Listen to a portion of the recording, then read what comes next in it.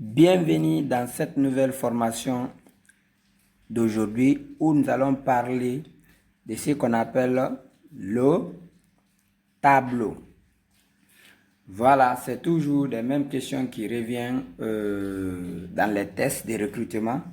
Parfois, on peut te demander, consigne, dites comment le tableau se présente et comment l'utiliser. Donc, dans cette vidéo, c'est ce que nous allons voir. Voilà, si c'est la première fois que tu découvres cette chaîne, voilà, moi je suis M. Tolno Tambambemba, je suis enseignant aussi. Bon, sur cette chaîne, j'essaie de partager toutes les formations que je suive avec mon formateur. Donc, si c'est des sujets qui t'intéressent, abonne-toi parce que sur cette chaîne, je partage beaucoup de formations. Également aussi les cours, voilà, en calcul, en problème.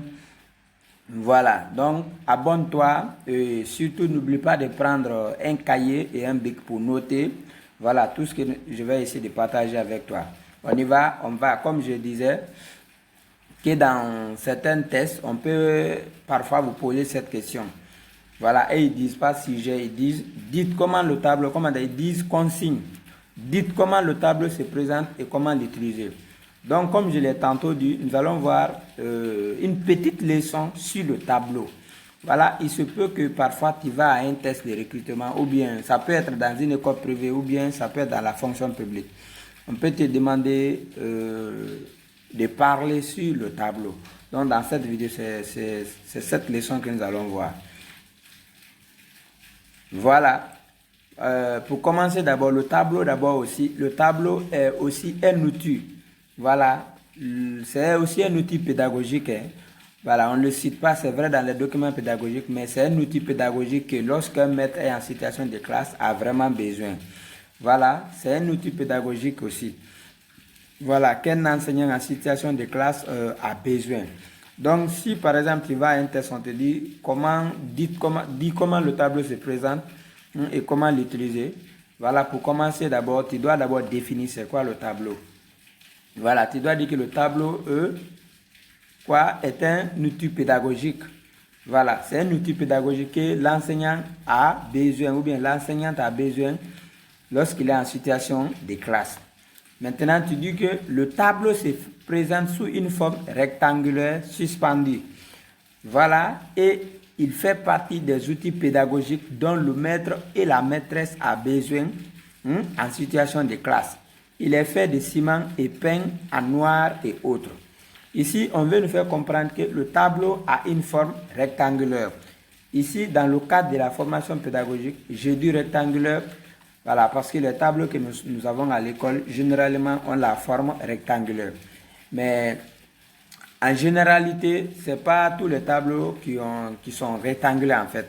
Il y a des tableaux carreaux, c'est-à-dire qui sont faits en forme de carré comme ça.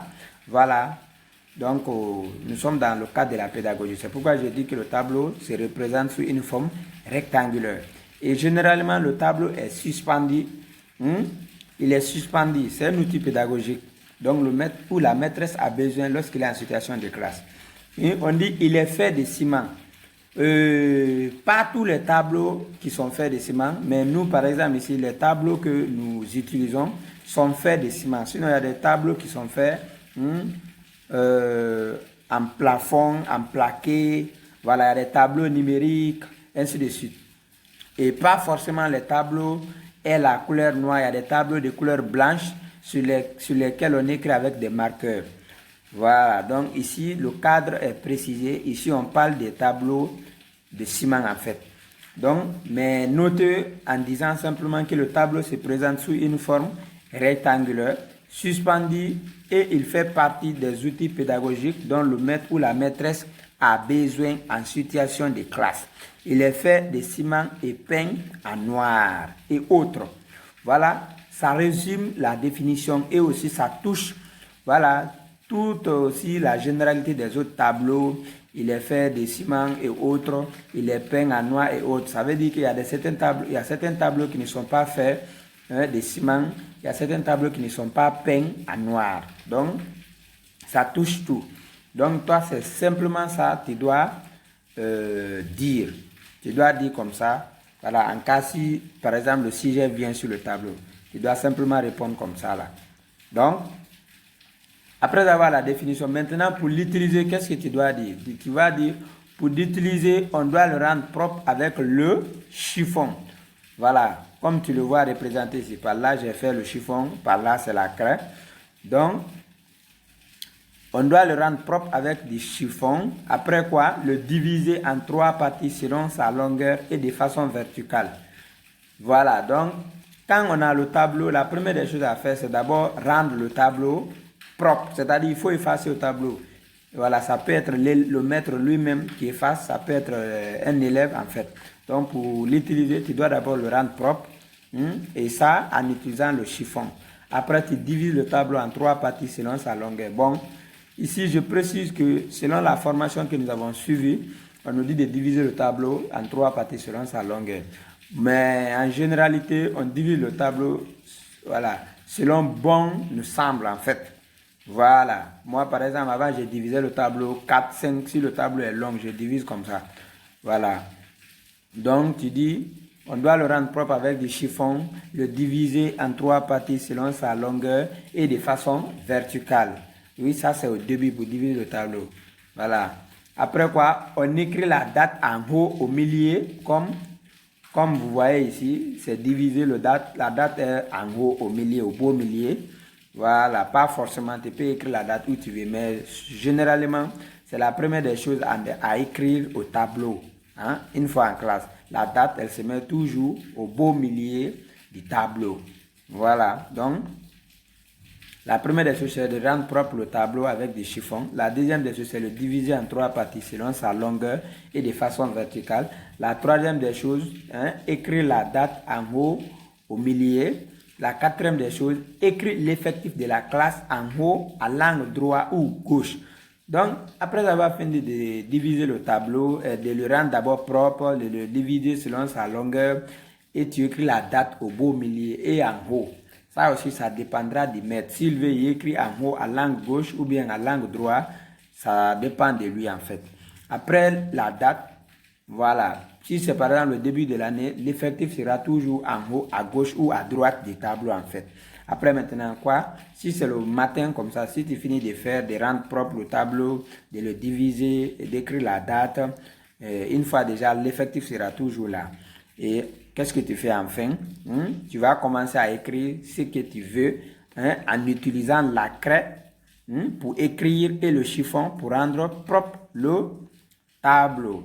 Donc, voici comment le tableau se présente en forme rectangulaire.